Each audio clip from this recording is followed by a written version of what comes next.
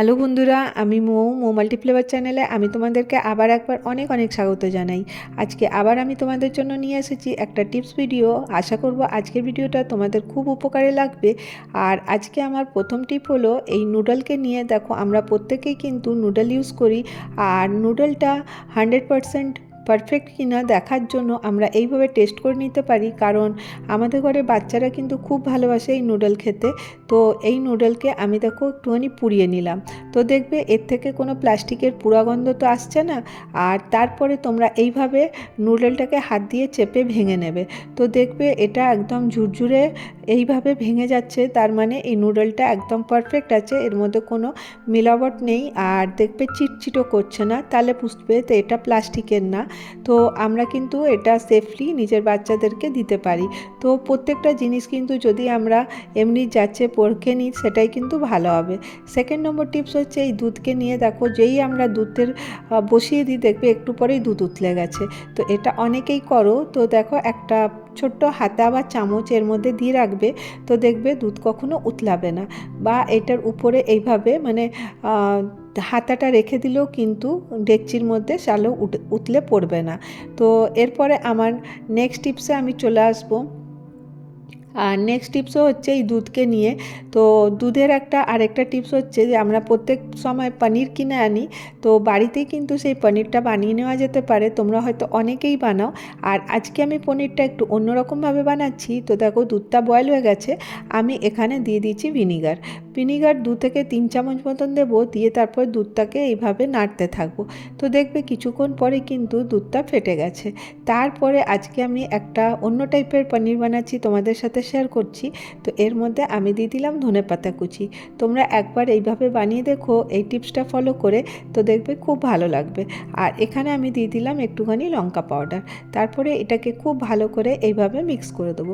দুধটা তো কেটে গেল। আর দেখো, এটা কেটে যাওয়ার পরে এটা একটু ঠান্ডা হয়ে যাওয়ার পর আমি এটাকে বেঁধে রেখে দিয়েছিলাম কোনো ভারী জিনিস দিয়ে চাপা দিয়ে।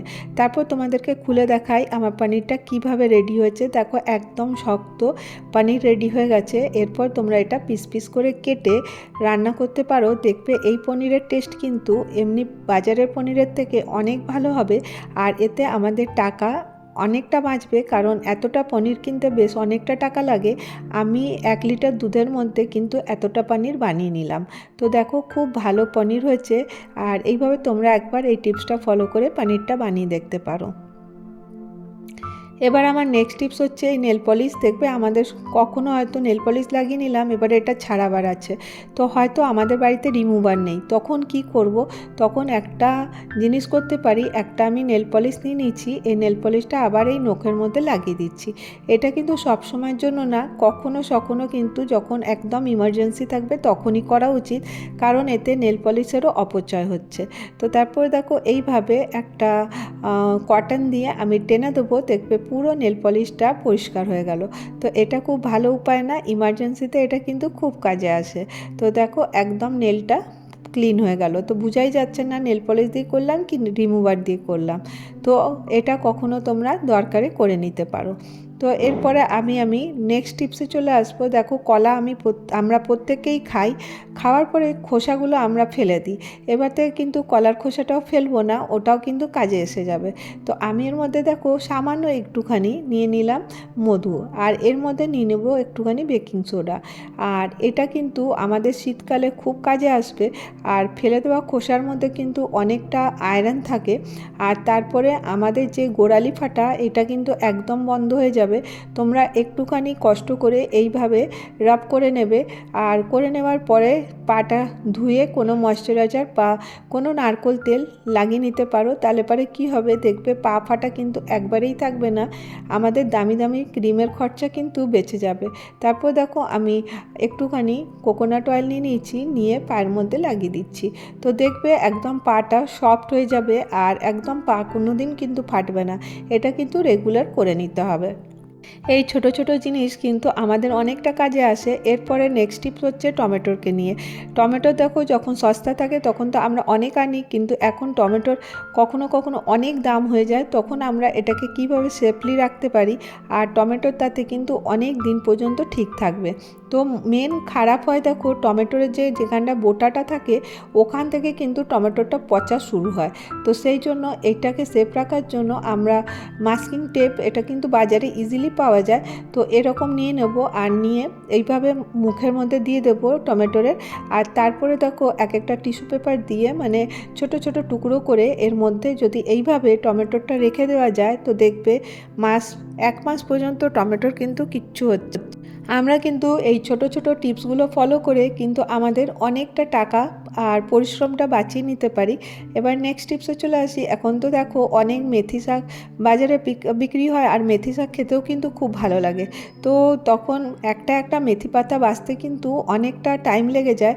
তো তখন আমরা একটা টিপস ফলো করতে পারি, তোমাদের সাথে শেয়ার করি। সেই টিপসটা হচ্ছে, তো দেখো আমাদের বাড়িতে এরকম যে কাটার আছে, যে আমরা ঘষারটা, এটা প্রত্যেকের ঘরেই থাকে। এইভাবে আমি এর মধ্যে মুখের মধ্যে একটা করে শাক ঢুকিয়ে দেবো আর এইভাবে টেনে দেবো।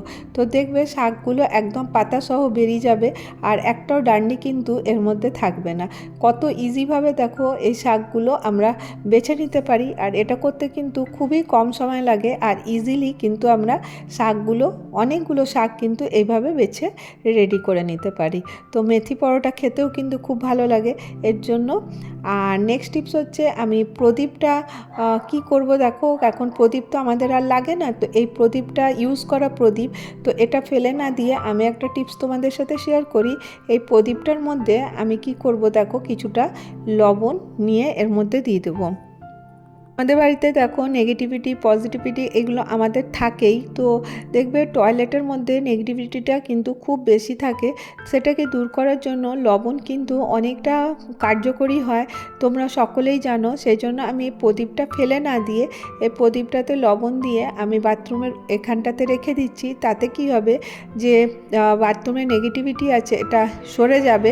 আর এরপরে 1 উইক রাখার পরে যখন এটা আবার আমি জলের মধ্যে, এখানে টয়লেটও ফ্ল্যাশ করে দিতে পারো বা বেসিনের এখানেও কিন্তু লবণটা দিয়ে জলটা ঢেলে দিতে পারো, দেখবে তারপরে আবার নতুন লবণ নিয়ে ওর মধ্যে রেখে দেবে। আজকে আমি তোমাদের সাথে এই কটা টিপস শেয়ার করলাম, আশা করব তোমাদেরকে ভালো লেগেছে। আজকের ভিডিও এখানেই শেষ করি, দেখা হবে।